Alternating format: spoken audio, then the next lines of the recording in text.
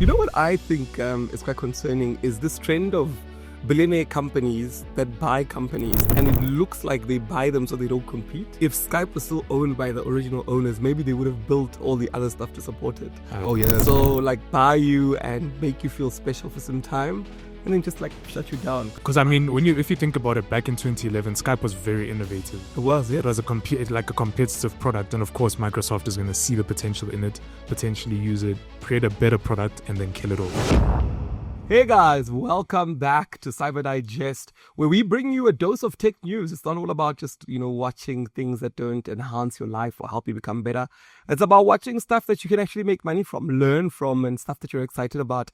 I wasn't there last week. I was actually giving an AI lecture, which was quite interesting. But the boys held it down last week. How are you guys? Fantastic.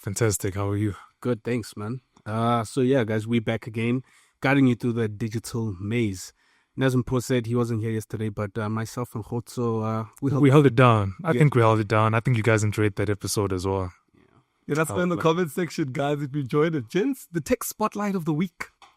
Tech spotlights of the week. Should I start? Go ahead. Go right ahead. Cool. So for me, it was Donald Trump. I think I never thought I'd see a time where a president tweets about cryptocurrency.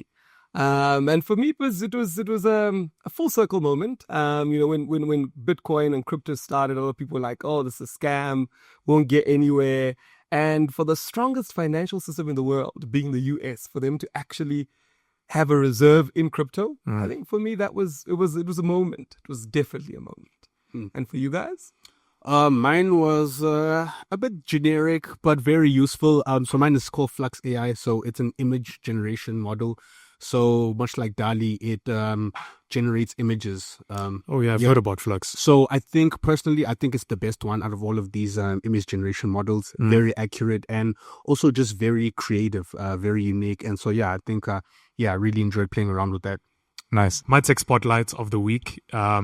As you guys do know, possibly, maybe not, but I'm a photographer and I enjoy, fiddling with cameras every now and then. And Sigma, which is well renowned for actually creating lenses, very dynamic and useful lenses that other companies aren't very, playful with as much as they are. They've just released a brand new camera. And it's quite attractive. If anything, if there was an Apple in the camera space, this company Sigma would be the Apple of the camera world. It's a very minimalistic design. It's mostly made out of steel, and it's quite attractive if you ask me. And I can't wait to play around with it. Okay. And price points? Price points are. Let me actually get that for you. So the Sigma. It's actually called the Sigma BF. And if you guys could just take a guess what the BF stands for. Best friend? Some are thinking best friend, some are thinking boyfriend. But it's actually for beautiful foolishness. Oh, interesting. Quite interesting. Yeah, so I think they kind of playing around with the fact that it's not the greatest camera in terms of functionality, but it looks amazing. So it seems like they are very living up to that experimentative, tone that Sigma's always played around with. Okay, so they're leaning into it. Okay. They're really, really leaning heavily into it. Doesn't seem like the price has been announced yet because the camera was just announced a couple of days ago. But yeah, that's my tech spotlight of the week. We'll definitely keep track of it. I mean, maybe we might be changing from Canon to Sigma. Hey man, they know how to produce it quality. Us, that would be amazing. Give us all the cameras. Give us all the cameras. You know what to do with them. So I want to start this topic off a very interesting way. To say in 2011, Microsoft went out there and they bought a company for $8.5 billion. What company was that? I'm going to take a wild guess and say Skype. Yes. Wandile, what's going on? I don't know, but I think I sensed something for a while that since the introduction of Microsoft Teams, that Skype was kind of turning into the child that was being neglected. And I think now we're kind of seeing it in full flow. So, so Skype is getting shut down after since 2011. So it's been, about 15, 14 years. Yeah. And they're getting shut down, discontinued. And so their whole messaging is they want to focus more on Microsoft Teams.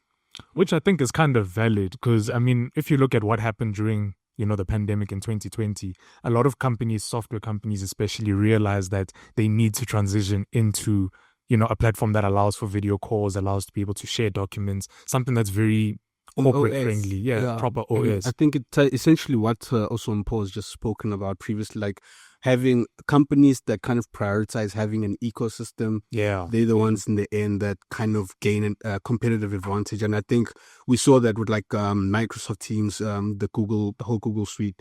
And yeah, I think Skype didn't have much more value to offer other than just, the video calling conferencing. feature, yeah. Yeah, they didn't really go. You know what I think is quite concerning is this trend of billionaire companies that buy companies, and it looks like they buy them so they don't compete. Yeah. And I think they that is get the case. power, right? Oh, yeah. Yeah. Because I mean, if Skype was still owned by the original owners, maybe they would have built all the other stuff to support it. Oh, yeah. So like buy you and make you feel special for some time, and then just like shut you down. Because So you're saying it's coming out of a fear of potential conflict. Yeah, Definitely. because I mean, if you think about it, back in 2011, Skype was very innovative. it was, yeah. It was a competitive product, and of course, Microsoft is going to see the potential in it, potentially use it, create a better product, and then kill it off. Zuckerberg did the same thing, obviously. Yeah. I mean, he had Facebook, and then the moment he saw Instagram and he saw the potential, he also bought it. But the difference is he actually, I don't know, he pivoted because Instagram seems more valuable than Facebook. So that was quite interesting. Yeah, I think he's sort of Mark Zuckerberg. That is sort of he puts power into his product as opposed to like just buying it to kill it off. Oh, yeah. There This is seems quite to be nice. intention behind it. Yes. Rather than kind of maintaining power and monopoly. Kind of like a Succession when Logan Roy was trying to buy out all the news networks. Yes. It's an yeah, it's quite Sure way interesting to how watch. billionaires move, divide and conquer, and they're not afraid to give you paper, which is money, for them to continually have ultimate control. But I'm interested to hear what is your perspective, because I think you are kind of from that era, that's quote unquote. The Skype, Yeah. that's a good one. Look, I think I've seen these things happen so many times. My whole argument would always be that it sort of stifles innovation and growth when founders get bought out and offered a lot of money. And I think for a guy like Bill Gates, Microsoft in 2011, giving a young group of creatives 8.5 billion is a lot of money. And I think the worst part is that they obviously take that money, they become lazy, the culture sort of dies out, they basically resign and do something else. But he then maintains the power and he continues to become richer and richer because he's not moved by money. He's ultimately moved by control. So I don't know. I think that's my biggest qualm about it. It is quite a shame, because I think a lot of people will attribute something like video calls, video conferencing. I think the earliest part of just them recognizing something like that digitally would be Skype. I think people got introduced to that sort of technology through Skype. So it is a shame that, they are now just about to kick the bucket. But to be honest, I don't think it's that much of a big deal, at least to me. Maybe it's because I didn't really use it frequently. But I would have assumed that since Skype's inception, that most people have migrated to like FaceTime on iMessage, or maybe video calls on Snapchat, or even Instagram direct messages. So it seems that people have pivoted to a platform that they use more frequently for more than just video conferencing. And that's true. And it does make sense, because, I mean, things like video calls has become something so basic and common that it's almost integrated into every kind of Every app, digital app, feature, tool. And so it doesn't make sense for people to just continue solely using Skype just for that one feature. Exactly. When they can access that feature through almost anything.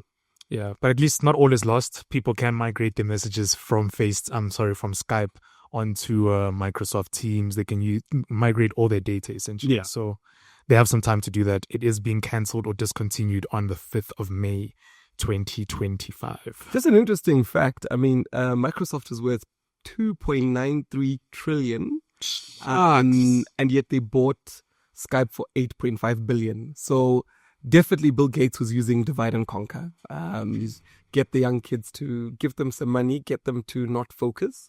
And he basically... Because have we seen a startup be bought and then the people that own that startup create something else afterwards? Have we seen anything like that?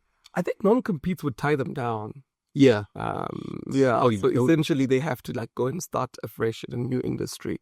which essentially never really works out. And I think that has also just become the story of Silicon Valley. I mean, back then it did used to be a story of tech underdogs kind of rising up, but now I think a lot of these companies just buy up these little startups and they can't compete after that. And yeah, I think it's just been an ongoing cycle. Yeah, I think it's important also for young people, the viewers watching, to say, don't be too quick to sell your business, because money is just that. When you have an idea, I think if you develop it, you can definitely build much more from that. We've seen all these startups. I mean, think about YouTube, right? Yeah. That was also bought out as a startup. Imagine what YouTube is worth. The platform you're watching from today, if they held on longer, they could have been so powerful with that. I'm curious to know if you guys were in the shoes of the founders Of Skype. and you got offered that check. To be honest, And bear in mind, it wouldn't be rands, it's dollars. it's dollars. That's life-changing money. Billions. But to be honest, I stand from the place of, yes, I could have the product now. I have a vision for it, but would it ever be as big as if Microsoft, if Google, if Apple brought the product? So sometimes it is easy to look back and because we have the privilege of hindsight, so we can look back and say, well, it's big now. Surely they should have held on. But at that point, if you're getting offered life-changing money, And you have no money. All the money is coming out of your own pocket to build and this it product. was sweat, Yeah. tears, like surely you guys could sympathize or empathize with them. I think so. I've once had a conversation with somebody who's in marketing, and they were telling me that the playbook is the big billionaires come and say, sell to us or we'll kill you. And essentially what that means, they come to you and say, we have enough money to create a company to compete exactly with you. Yeah. We are going to do it, but we don't want to crush you. You're young, you're up and coming. Rather sell to us than us actually crushing you. And I think for many founders, it would be quite embarrassing for them to go out and say, hey, I sold my company because I was afraid to be crushed. Yeah. But I essentially don't think that many founders would want to sell because, I mean, they've built years, the memories, the people they've built with. I think many of them sell because the big conglomerates come and threaten them to be like, you either sell or we're going to come over and take over. You think so? I definitely think so. I think so as well. It's quite a powerful method. I can't blame the business. We can't blame the businesses or the larger conglomerates for doing that. But it does make sense. I mean, even Apple did that with Beats by Dre. They essentially bought that from Beats, from Dr. Dre, and took a lot of the technology from Beats and put them into the AirPods that currently exist now. And at least Beats is still alive and kicking. Apple still sells the products, but they intentionally limit the amount of technology that they include in the Beats and put everything into the Apple product instead. Yeah, what a method. What do you guys think? Let's hear from you guys. So some interesting stuff coming out of the internet world, and I think, this just proves that the internet really is going to create a lot of billionaires and young millionaires. Because if we're going to have internet costs coming lower, everybody's essentially going to use the internet. Everybody's going to have access to the internet. So I'm reading about this new technology. I mean, this is phenomenal stuff. Do you want to take us through, Wandile? Oh, yeah. So Tara, which is basically an internet connectivity company. So Tara is a chip that is produced by Alphabet, which is an internet connectivity company. So Tara is basically the latest in their product technology, in which they are using light beams to essentially carry information, data, which is used to connect internet connectivity. So instead of using fiber optical cables, all of that data is transmitted through light beams. So we're talking about internet that's traveling through the air rather than through the ground, the traditional internet connectivity way. And do they need to be really close to one another? Is there certain proximity? Do we know? Yeah, so some tests have said that 10 gigabytes over 1 kilometer distance. So they've run some tests. Very impressive, actually. Which I think, is quite impressive. And obviously, it can also transmit up to 20 gigs over 20 kilometers. So Wasn't there a software company that approached us last year about something similar to this? I remember, there was one, but they also they didn't quite have light beams. they still had to I think they had to function use on- towers or something. Yeah, the towers. I think for me, so firstly, we all know Alphabet is Google, Yeah. right? Yeah. So the fact that Google is creating this, for me, it speaks to, will Google now be giving you internet and essentially saying you can watch YouTube for free, but if you want to watch Amazon, if you want to watch have to subscribe Disney, and you pay. have to pay for this. I think that's the first question. But I think back to my point to say, I really think platforms that Google has are going to be very big. Because if they can solve this, and I mean, they're saying by 2026, if they can solve this, just having a chip that works or allows high-speed internet, for me, that's phenomenal. I mean, 10 and 20 gigs per second. That's incredible. That's and insane. the chip itself is about the size of a fingernail. So, yeah. So that is very tiny. Yeah. So, like, I mean, fiber without the cables, and we all know how disruptive Yeah, installing fiber lines. fiber lines is. So now you've got the guys that say, well, let's not harm the earth. Let's not be digging. Let's not do that. I mean, everybody's literally going to love that. So this new product essentially evolved from something they call Project Loon, which they had previously been working on, and so they were using high altitude balloons to essentially for their internet connectivity. So they would have transceivers on these high altitude balloons. Sort of almost like a satellite in a way. Almost, yeah. Yeah. So they would have that globally, and you'd essentially have these transceivers connecting with each other and receiving data. So yeah, so now this is kind of now the successor to that. I think this could work I know previously, maybe 2 episodes ago, we discussed Starlink. Yeah. This could somewhat be a bit of a replacement for that, because I think we'd mentioned that in remote areas where maybe they don't have access to the internet, Yeah, they could use a technology like this, and you wouldn't need to be worried about digging up fiber cables or fiber lines underground or anything. and the cost reductions. I mean, this is great for even just places with a lot of remote locations like South Africa, where don't have resources and these large internet towers to essentially because the internet is such a big it is essentially becoming a need. Definitely. Everything lives on the internet, and so I mean, even every job requires the internet. So I think this is definitely a step in the right direction. 100%. Yeah. This is quite impressive. And I think, companies like Apple were very forward thinking with, their Vision Pro, because when I heard that like 8K footage on Vision Pro takes gigabytes that like are unheard of, like a short little video would be like 20 gigs, you automatically think, who's going to download that? How's that going to work? But if you look at the internet speed improving, it only means that 4K is now like entry level. Yeah. You're watching in It 4K. really is. Oh, this is entry level. We're now going to be hitting 8K, and I think companies will have to come forward with better viewing devices. Yeah. And I think maybe Vision Pro might just be the next normal device. Yeah. Because if I can view something in such vivid realities, with no problem with the internet, then Yeah. Maybe that's what's sort of not slowing them down, but like them taking so much time to implement the Vision Pros, because they've probably built it to future-proof it. It's not for now. It's for later. It's for a couple of years from now. But I think Apple's always done that though, because I mean, if you look at their Retina display, you look at all the products, a lot of them in the beginning seem a little bit useless. Yeah. But as time goes by, like I was just laughing the other day with somebody that if you look at the Apple Watch and you look at Apple's devices, they're like made for disabled people. Yeah. But when they came out first, we were all like, well, who needs like an Apple Watch to tell them how to turn, how to do this, how to do... And you look at it now and you're like, actually, a disabled person without cognitive functions, Yeah. Apple Watch can literally guide them along the way. And I think a lot of other features as well. So I think they're quite forward thinking. Very much. I think also just for Alphabet, enabling people to, getting people access to internet, I think that is a great area for them. I mean, you're able to kind of bring people more into your ecosystem as far as just users go, just for your platforms and Google. So I think it is a smart move.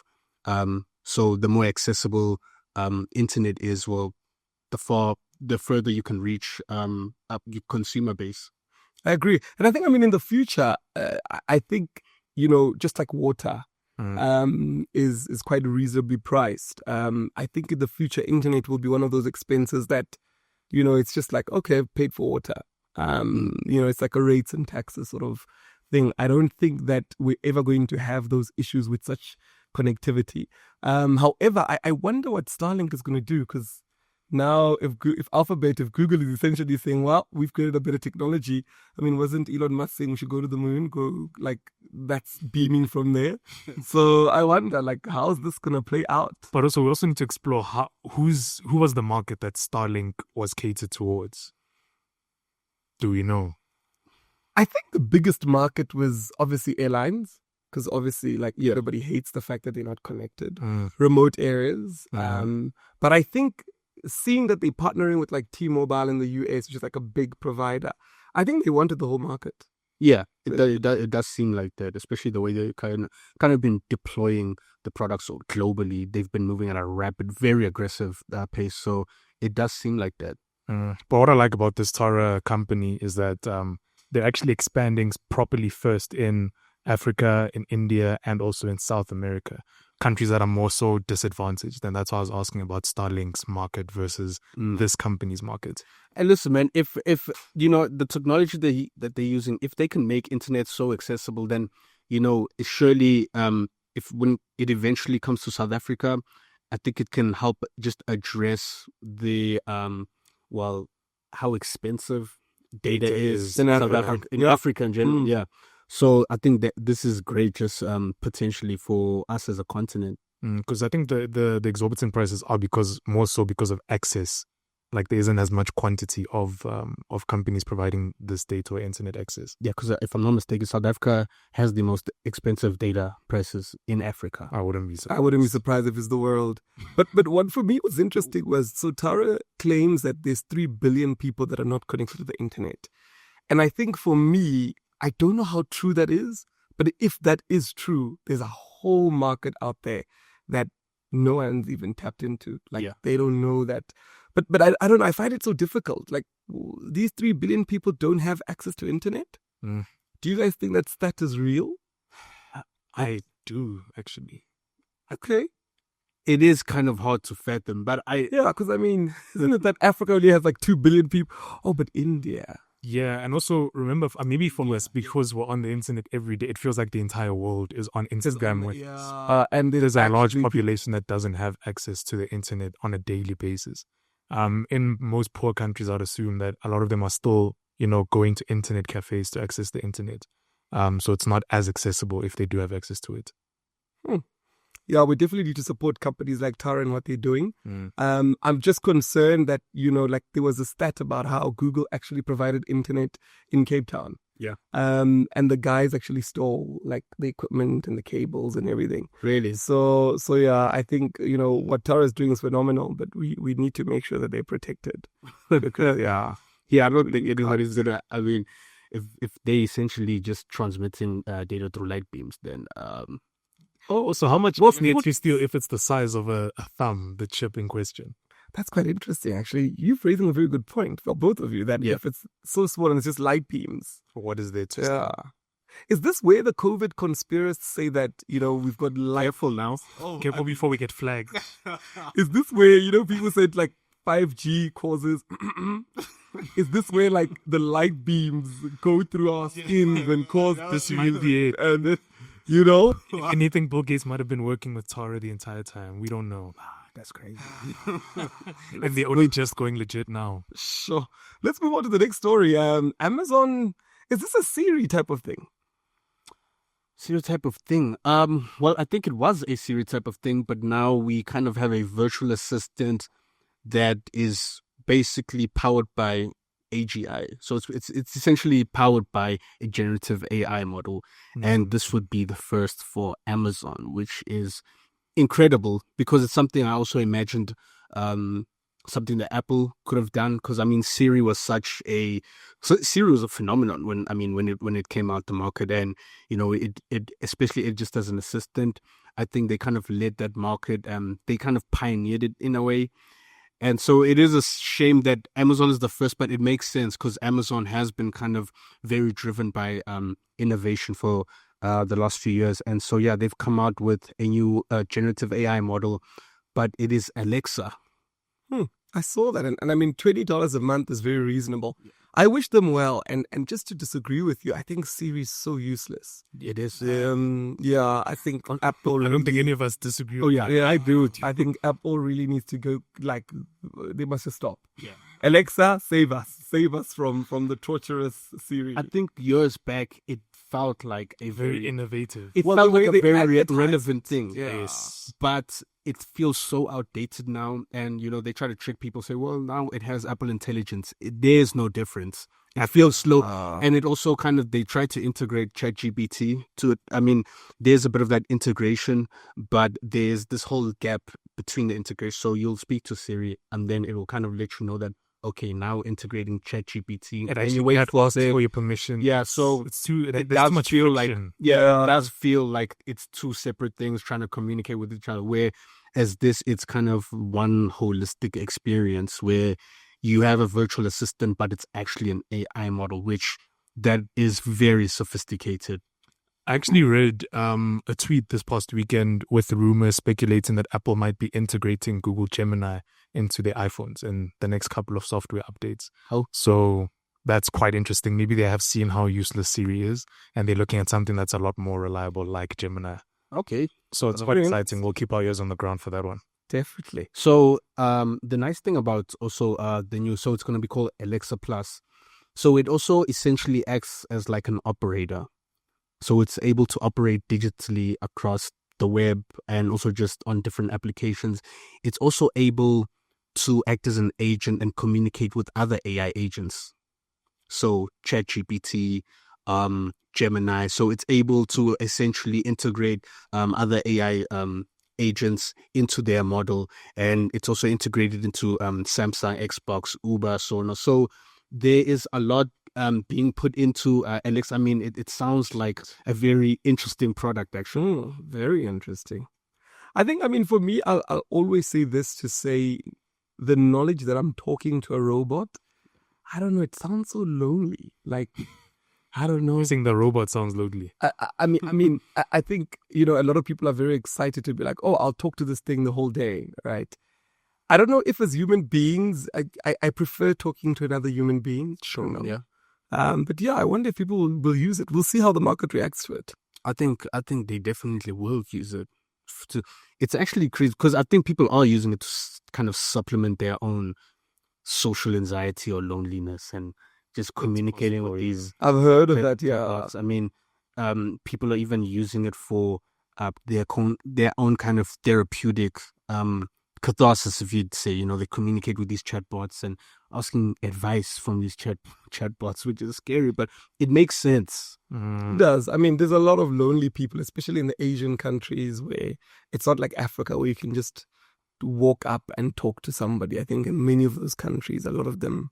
Yeah, and that's why I think we've been seeing a boom in these products. Especially, there was that company that, I'm forgetting the name of the company, but they kind of introduced to the market their new robot, which is essentially, it looks like a sex doll, but it's not. Oh, yeah. Doll. Was it not NVIDIA? One of NVIDIA's companies? It could be, but the robot was called Aria. Yeah, and so they said they're trying to tackle human loneliness. Yeah. That was the line. So sure. It's terrible. What a time we live in. So some of you guys have been asking us for demonstrations. You want us to show you how we interact with our AI apps or our programs. So Kgotso's going to take us through. Yeah. So I think my tech spotlight a couple of weeks back was Google AI Studio. But we never actually went about demonstrating what you can do with it. So if you guys want to try and explore Gemini Studio, you guys can just follow the screen recording here. And essentially you can see that all you need to do in Google is search Google AI Studio. And on the left, you go to stream in real time. There's a couple of other things that you can do, which is like prompt engineering. It can assist you with prompts, using other Google apps, tuning into a model, etc., etc. Those are all different things you can explore. But what I want to touch on today and show you guys is just how interactive this software is. So what you can do is talk with Gemini live, and it feels like a live conversation. You can either just share your mic with it, you can share your camera with it, so it can see exactly what you're seeing through your camera, or you can share your screen. And that's something I want to do. I just want to ask you guys, what is it that you guys want me to sort of demonstrate? Something that you would go to a YouTube tutorial to explore, and we can try and do that here. Interesting. What would you normally ask YouTube for in a tutorial? Maybe ask her to check some tech news. What's the latest tech news? Okay, so we're just speaking to it, not sharing our screen. Or maybe, well, we could. Okay, let's play around with it. Let's play around with it. All right, so I'm just gonna say share my screen and choose the entire screen, and then go ahead. So essentially, I'm talking and I'm saying, "Hi Gemini, how are you doing?" Hi Jim, I see you are using the Google AI Studio. How are you doing? I'm fantastic. Essentially, I just want to know what the latest tech news in the past 24 hours is. Can you guide me to the best websites where I can read up on that? Sounds good, Jim. Unfortunately, I do not have access to the internet, so I cannot guide you to the best websites for the latest tech news in the past 24 hours. Is there anything else I can help you with? All right, maybe you can summarize the articles for me right here in this chat. Okay, Jim, I can try to summarize articles for you, but I don't have the ability to access them directly. Would you like to copy and paste the articles into the chat for me to summarize? I'm quite impressed with the fact that it's talking to you. It sounds like a black man. I think that's the thing I'm happy about. Like, it sounds like, that's quite interesting. You can choose. So that's the one I chose. There's a couple of voices that you can choose. Any questions? Or is there Okay. anything else He's I still can help going. you with today? So what I think is quite interesting, the first time I explored this thing, I was literally just coughing and I was asking if I'm okay, and was guiding me through a Photoshop tutorial. Hence, I was asking you guys what you guys would want to be guided by. But I think, as the viewers watching this, if ever you want to try to ask YouTube on how to do something, a tutorial of sorts, try get Google AI Studio first, share your screen with it, and let it know what it is you're trying to achieve. And I think through that, you'll see that you essentially have a tutor in your pocket that walks you through step by step and is even willing to track back to, step number 2 or 3 to get you to where you need to go. Oh, wow, that's phenomenal, incredible, man. Yeah, but I see that it only allows you for 10 minutes.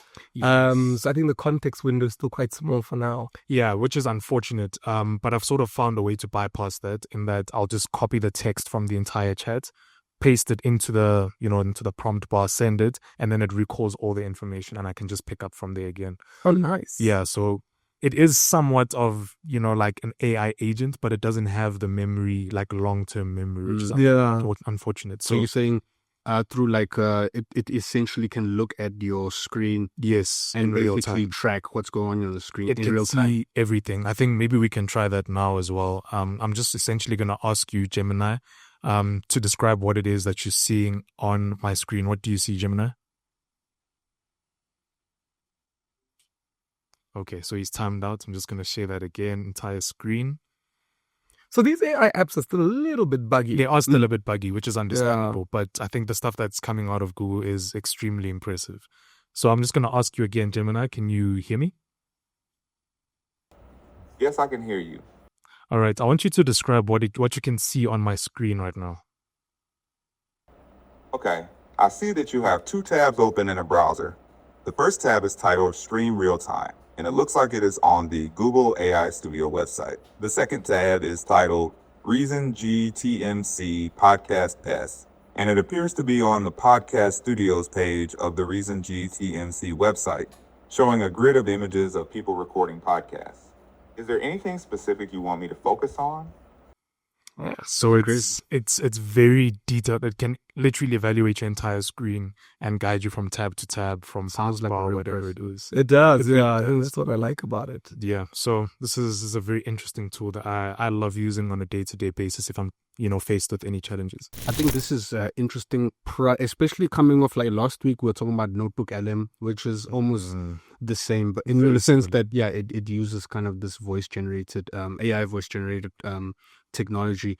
And so it's interesting for students that they can kind of have these AI experts or assistants to just guide them through anything. A tutorial, yeah. Exactly. So they don't have to kind of sit, watch, go on YouTube and kind of have to digest this information alone. Yes. They always have this assistant to break down anything for them, which is incredible. That's amazing. So parents could even help their kids with homework. by doing that. Exactly. Because we know that parents can sometimes be lost in, helping their kids at home. Those fractions or those things that those kids need to get into. So kids are essentially going to befriend these AI models. Can you imagine kids that have kids used to have imaginary friends? Now it's like imaginary AI. Like how is that going to work in the mind of a child? I think I saw an ad where the parent is giving advice to the kid, and the kid was like, "You're wrong," and the parent was like, "Why?" And the kid was like, "Look," and the kid showed the parent what these AI apps were all saying, and the parent is just like, "Well, this thing does not know how life works." And in my whole mind, I'm thinking, parents need to level up. An interesting idea. You think any kind of company has kind of come up with or invented sort of this AI kid's imaginary friend AI model that is almost like a toy, but it's like an AI friend for children.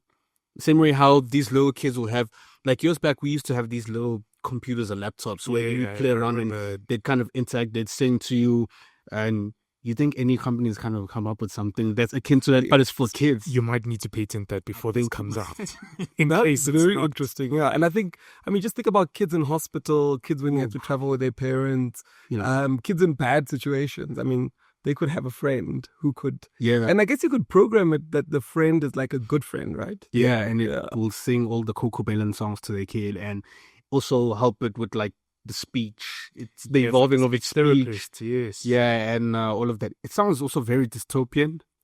But I mean, if it works, it works.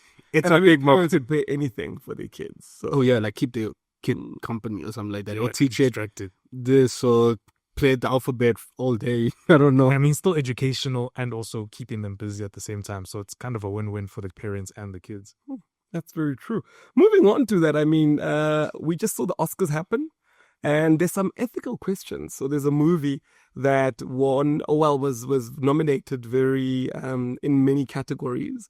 And a lot of people were very concerned that movie integrated AI to sort of enhance a speech. And it was to get a Hungarian accent out of the speech. And people were critics are saying, well, if we're going to give Oscars to movies that use AI, is that the right thing to do? Where does it stop? Yeah. Should we be giving movies that are it's an AI movie? Should we be giving those movies Oscars? I would say yes, because you're still integrating creativity, and this is the back and forth we're always going to have. I think even on this podcast, we're still integrating creativity. We're just using the tools that we have access to create the best possible product that we can. Because you're still prompting after all. You're still prompting, you're still putting in work to get an outcome. But I think the argument is that usually it would have taken him to get a speech coach to get him to get the accent right. Yeah. And now they feel like, jobs are going to be taken. You don't actually need that. Like, oh no, just use your normal accent. We'll change it in AI. And I think those are some of the concerns to be like, oh, retakes don't really matter. Like, oh no, don't worry, we'll refix that retake in AI. So yeah, I think I'm really on the fence about this one. Because I like both sides of the coin. I like the kind of pure artistic approach to, say, filmmaking, but I also am completely in awe of the advancements within Hollywood. Like, I mean, there was a time when still is people, or sometimes always up in arms about, the use of CGI in films. But I mean, one of my favorite directors, he uses CGI in such a great and artistic, but very subtle way. And so I think the problem that I would have with this is kind of that. So Adrian Brody, he was nominated and won an Oscar for Best Actor, which was for the movie The Brutalist. So he won the Oscar for Best Performance for a leading actor. And they used an AI software from a Ukrainian company called Respicha to refine and enhance his Hungarian accent. So, is it fair for other people who are nominated within the same category, because you kind of have his performance that you could say the use of AI kind of compromises the authenticity and integrity of his performance? I mean, if you have the software that's kind of refining his performance and making his accent better, then is it fair for him to get recognized for best performance? while others didn't kind of use AI.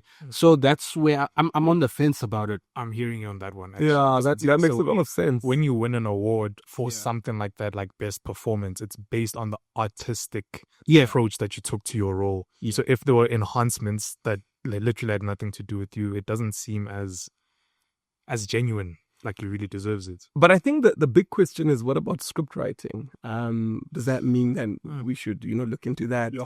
And I think those are some of the things that people are saying. But what is interesting to me is that there are now awards that people are calling the AI Film Awards. Okay. And they happen in New York in 2025. We should probably try and attend. Yeah. But I think the Also, interesting thing for me is always, I think, do we mix AI with human beings or do we separate the two? And I think that's the question, because I think the fact that AI has arrived, it's arrived, we all know it's here. Yeah. Should there be a separation between AI movies and human being movies? And I think the big question is, what if people stop watching human movies and focus on AI movies only? Completely. That is a real concern, because I think it was just 2 years ago when the actors and actresses and like people within the film industry were striking, and also one of kind of their qualms was, are they protected from AI technology? So it is a real conversation, especially for screenwriters. So I think it should be separated. I think if we kind of blur the two, then I think people are like screenwriters and so forth, they're not protected. They're not easily protected. But how are you going to tell? Because, I mean, if the purpose of AI is to be more human, and I think we're going to need detectives then to be like, oh, you're lying, you did write that script from AI. This is very depressing. Because how are you going to tell who did what? Or are we going to just wait for... And I mean, the same argument could be said about steroids. These some of these actors like will take 30 days and they'll look big and amazing for a certain role. So I think, it just goes back to the fact that how does the market receive it? Did they know? Because I think you wouldn't have spotted it if you weren't told. 100%. Yeah, that is true. I'm very much against this. I'm for the advancements and, the little use within certain small details. But I don't know, man. It just makes me feel so uneasy because I do see where it's going. We're going to have so many AI movies. We probably going to have an AI platform where it's just AI movies, and then it's also going to replicate past movies and then recreate different endings. It's just going to be so... I'm sorry, guys. Like, I can't. Like, I'm assuming it's also going to happen with music. Oh, well, it was happening. It was literally just last year when the AI music stuff was kind of trending, and that was actually scary. Like a lot of artists or people were making different versions of artist songs, and it sounded exactly like the artist. And what's actually scary? So Lupe Fiasco is one of my favorite rappers. He actually also just has this course at MIT, so he teaches rap theory. But he's also been working with other AI companies on kind of training models how to rap. He's actively him. Yeah. Somebody That's so unexpected. Yeah, somebody you would think kind of represents this pure traditional of rap. Rap, but he's kind of on the other side, like, I'm actually shocked to hear that. Yeah, very shocking. I think for me, one of the interesting stuff is that what I've just been seeing on social media, and I was just trying to do some research on it, is that there's a lot of make-believe fear-mongering reels that go around there. I've seen a lot about the ocean. So these guys sit down and they get like AI stories that look very similar to like the Titanic, like it's a ship in the ocean. And like they'll get like a whale to like hit the side of the ocean, the side of the boat. And that reaction and all of that looks so real because, I mean, nobody's an ocean specialist unless you live by the sea. Yeah. And like you see like parents typing there, I hope everyone is safe. God be with them. Wow. It's this parents that are most concerned. Yeah. And they do the same thing with like airplanes. They'll get like people sitting on airplanes, then you'll see like the airplane will start shaking, and they even integrate like real scenes. And I've just been seeing how lots of these accounts have got like how do we donate to this cause? Like, what's going on? Yeah. So I think we're going to have a lot of AI detectives that kind of have to, because it's easy to recreate those stories because not everybody's aware. Yeah. Like, you're not going to sit there and be like, hold on, that cockpit, the left arm, that's not a real aeroplane. Yeah. Like, very people don't do that. So I think a lot of those things are things that people need to be careful of. I feel like we're on this kind of high-speed train that is racing towards a future that I don't know what it looks like as far as AI goes, but like it's moving so fast. I mean, I don't know if you guys know Paul Schrader. So Paul Schrader, he's a screenwriter, and he wrote the movie Taxi Driver, which is a Martin Scorsese movie, a very iconic movie.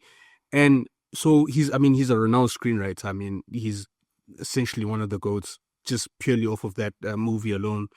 But I mean, last year, he kind of tweeted, he said that he had an AI write a screenplay for him, and it was the most inspiring and best screenplay he's read, which is just crazy. I don't even know what to think of that. That's interesting. I mean, it studied thousands, if not millions, of screenplays that are brilliant and just took the best of that, put it in one, and presented it. This is just, I don't know. I mean, if we're just going to rely on AI for all just art, like think about even the song The Wire. We got that because Kanye was in an accident. I mean, an AI is not, it can't reproduce that. Yeah, you can't just be reproduced. So it's scary.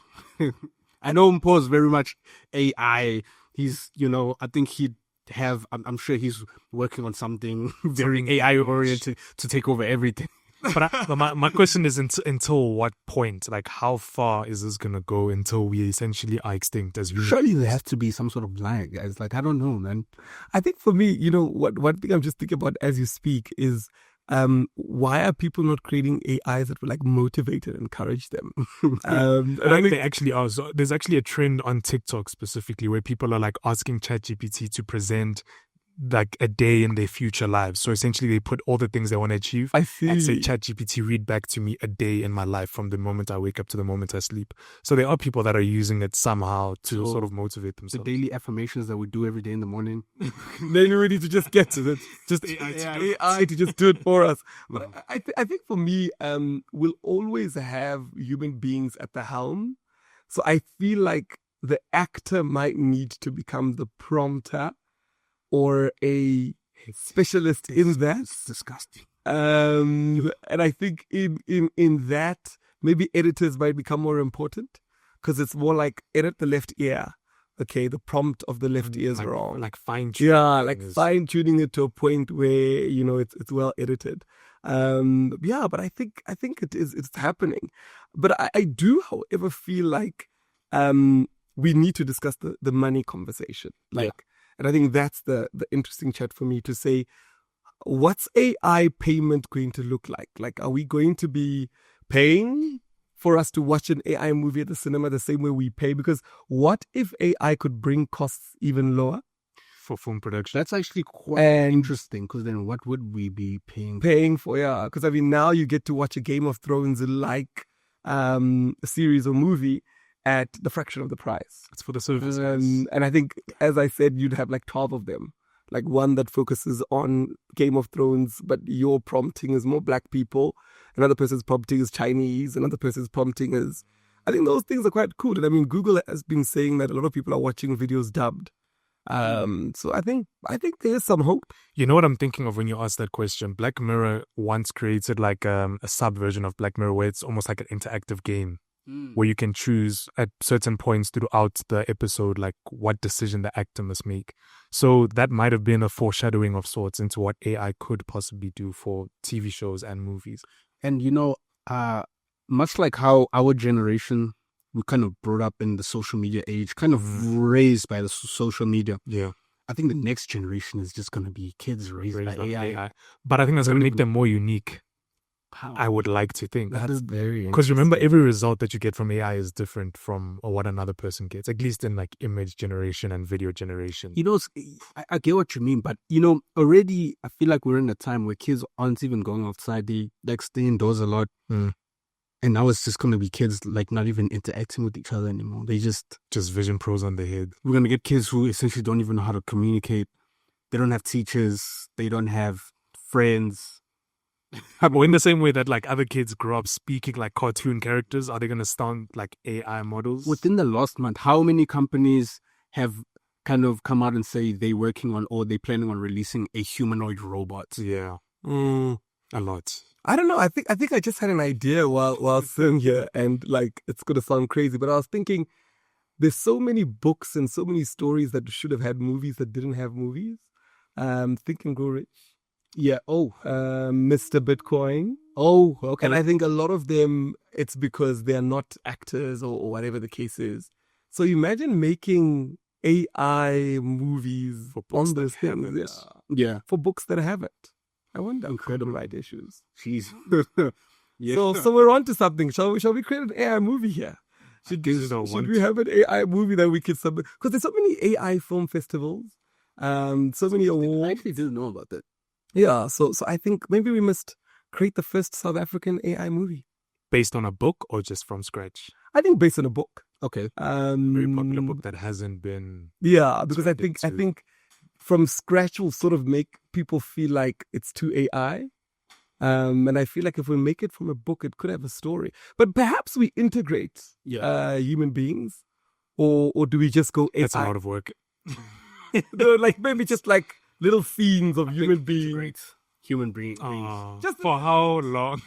For how long? For how long? Please, just like for the time that we have. Rid of them. For the time that we have, please. I just needed to have. You know, just one or two human beings there as well. You know, But I think that would be quite interesting, an AI movie. And it would be the first. it would. I don't know if I think I'd stop watching. What if it's so good you don't even know that it's AI? I don't know, man. Like, I hope so. You know, I feel like I this. think we're there though. I don't Yeah. think we're that good there. You'd be surprised. That short film, that it wasn't even a short film, it was a picture. Remember we generated a picture hashtag for a poster and we showed a girl just showed this and she's like, who's that? I want to meet that guy. Oh, wow. So people can't really tell. I think within years to come, when it's trained on so much more than right now, we definitely gonna have something that's really, really plausible. Right now, it's just gonna be difficult because I mean, especially with movies have so much context. I mean, even the movie Taxi Driver that I was talking about, there's a scene in it which is so iconic.